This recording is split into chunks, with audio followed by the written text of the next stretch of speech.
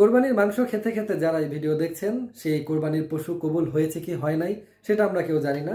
আপাতত তা জানার দরকার নাই, বাট এই বছর কোরবানিতে অনেকগুলো ফ্যাক্টরস ছিল। চলেন একটু ফ্যাক্টরগুলো দেখে আসি। নাম্বার 1, কোরবানির পশুতে এবার দেখা গেছে যে লক্ষ থেকে কোটি টাকা পর্যন্ত পশুর দাম ছিল এবং এই দাম নির্ধারণ করা হয়েছিল অনেকগুলো ফ্যাক্টরসের ভিত্তিতে। তার মধ্যে উল্লেখযোগ্য হচ্ছে যে প্রজাতি, গোত্র, বর্ণ, তারপর হচ্ছে যে জাত ইত্যাদি, মানে কয়েকটা ফ্যাক্টরসের উপরে পশুর দাম নির্ধারণ করা হয়েছে আকাশচুম্বী। কারণ জাত বা গোত্র বা প্রজাতি যত হাই, দামও তত হাই। এবং এই হাই দামের জন্য কাস্টমার ছিল কারা? তারা ছিল ইন্ডাস্ট্রিয়ালিস্ট, পলিটিশিয়ানস, সরকারি বিভিন্ন বড় বড় কর্মকর্তা বা আমলা বা তাদের সন্তানরা, সেলিব্রিটিরা, অনেক পুঁজিপতি, পয়সাওয়ালা, অ্যাসেটস আছে এরকম মানুষরা। এই শ্রেণীর যারা এই হাই লেভেলের জাতপাত দেখে পশু কিনেছে তারা মূলত শো অফে ব্যাপকভাবে বিশ্বাসী এবং স্টুপিড হাম্বরা লোক। এবং এই স্টুপিড হাম্বরা লোকদেরকে অ্যাট্রাক্ট করতে সক্ষম হয়েছে নোংরা সিন্ডিকেট ব্যবসায়ীরা, যারা কোরবানির মতো একটা ধর্মীয় পবিত্র একটা উৎসবের দিনকে একটা নোংরা ব্যবসায়িক মানে বাজারে পরিণত করতে সক্ষম হয়েছে এবং সেই ব্যবসাকে সাকসেস করতে পেরেছে ওই সব স্টুপিড হাম্বরা লোকদের মাধ্যমে। তো এতে কি হয়েছে জানেন? এতে হয়েছে কি যে কয়েকটা ফ্যাক্টরসের মধ্যে আমি একটু বলি, আর আপনারাও হয়তো নোটিস করেছেন। কোরবানির দিন আপনারা দেখেছেন যে পশু জবাইয়ের পর, কোরবানির পশু জবাইয়ের পর প্রত্যেকটা ঢাকা সিটি সহ অন্যান্য যত বড় বড় সিটিজ আছে সেগুলোর প্রত্যেকটা বাড়ির সামনে যারা কোরবানি দিয়েছে 50, 100, 200, 300, 500 লোক জড়ো হয়েছে এক পোটলা মাংস পাওয়ার জন্য। ধরেন যে কিছু মাংস পেলো এরকম একটা আশায় যে তারা সারা বছর মাংস খেতে পায়নি, আমিষের চাহিদা মেটেনি, কোরবানির দিনকে কেন্দ্র করে পবিত্র দিনে যদি আপনাদের থেকে একটা সাপোর্ট পাওয়া যায়।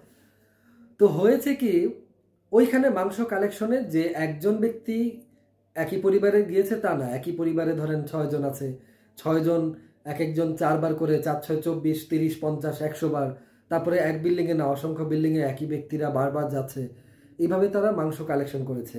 তো এখানের মধ্যে সবাই যে অভাবী তা না, কেউ কেউ হচ্ছে যে একটু ওই দিনকে কেন্দ্র করে ধান্দাপানি করার জন্য আসছিল।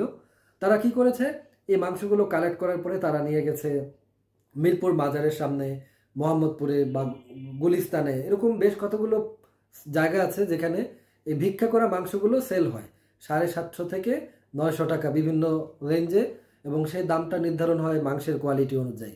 তো এই মাংসগুলো ভিক্ষা করে, এই যে আপনার বাড়ির সামনে জড়ো হওয়া লোকেরা ভিক্ষা করে সেই মাংসগুলো বিক্রি করছে ওই খোলা বাজারে। তো ওই মাংসগুলো কারা কিনছে? ওই মাংসগুলো কিনছে আপনার এলাকার কোনো এক রিক্সাওয়ালা, আপনার এলাকার কোনো এক শ্রমিক ভাই, আপনার এলাকার কোনো ধরেন যে একজন কর্মজীবী, এমন নিম্নবিত্ত বা মধ্যবিত্ত ভাই বা বোন, যে মনে করেন যে আর্থিক অসক্ষমতার জন্য কোরবানি দিতে পারেনি, কিন্তু সে ভিক্ষা চাওয়ার মতো তার সেই মানে আত্মসম্মান বোধ নষ্ট হয়নি যে সে ভিক্ষা চাবে, সেই কারো কাছে বাড়িতে যে মাংস চাইতে পারে না।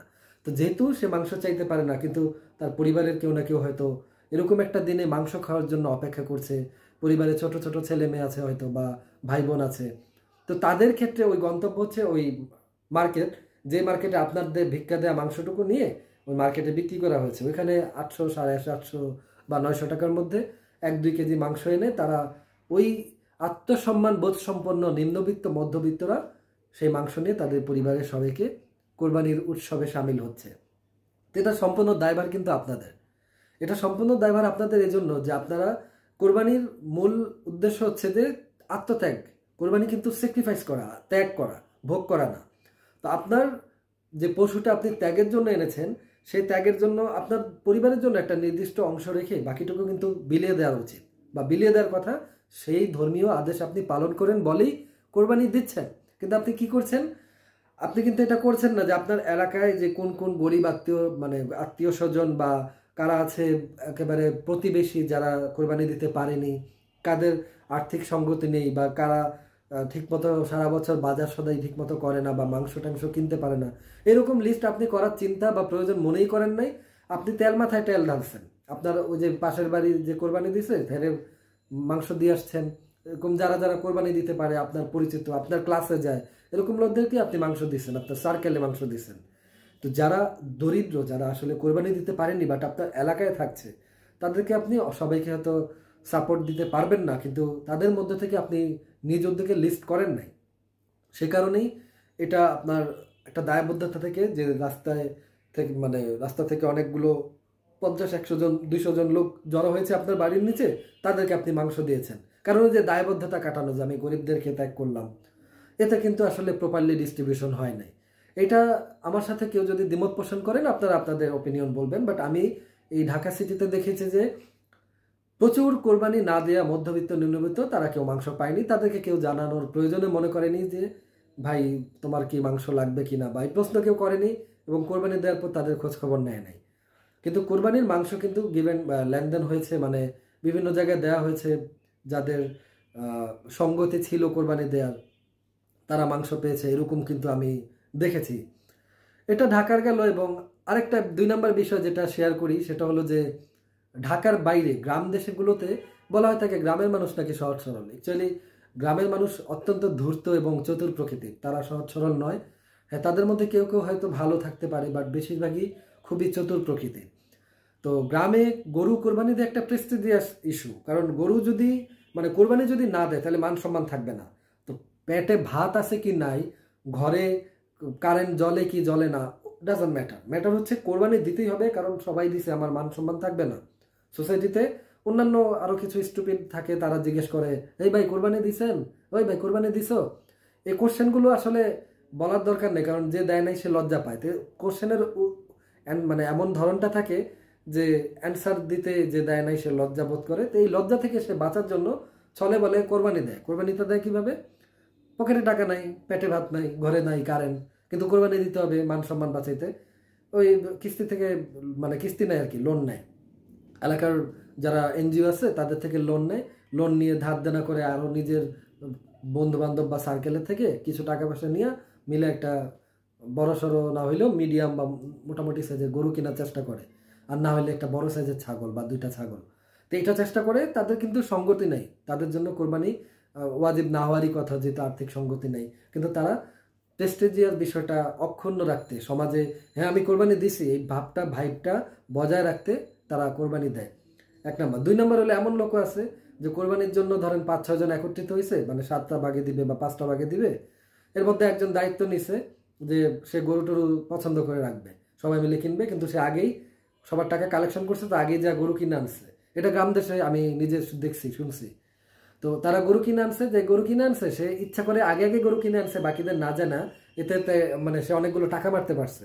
ধরেন যে 1 লাখ টাকা উঠছে 5 জনের, কিন্তু সে ওই যে 2 জনে বা 3 জনে নিল না, বা সে একাই গেল 4 জনে নিল না। তাহলে হইলো কি যে সে টাকাটা মাইরা দিল 60,000-80,000 টাকা গরু কিনা, বললো 1 লাখ টাকায় গরু কিনছে। এটা কিন্তু গ্রাম দেশে খুব কমন ব্যাপার। তো গ্রামের মানুষকে সহজ সরল বলার উপায় নাই।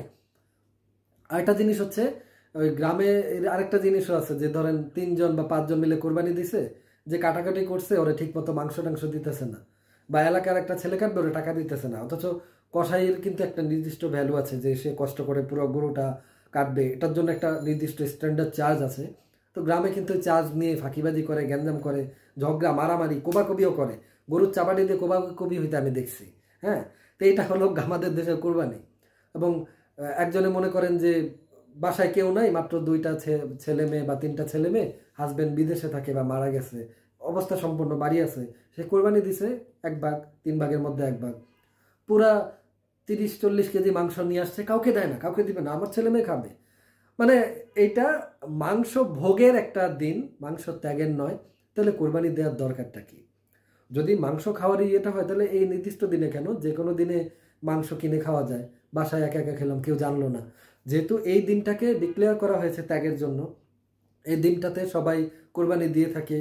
যারা বঞ্চিত আছে, যারা ঠিকমতো মাংস সারা বছর খেতে পারে না, তাদেরকে দিয়ে, তাদেরকে নিয়ে একত্রে খাওয়ার জন্য।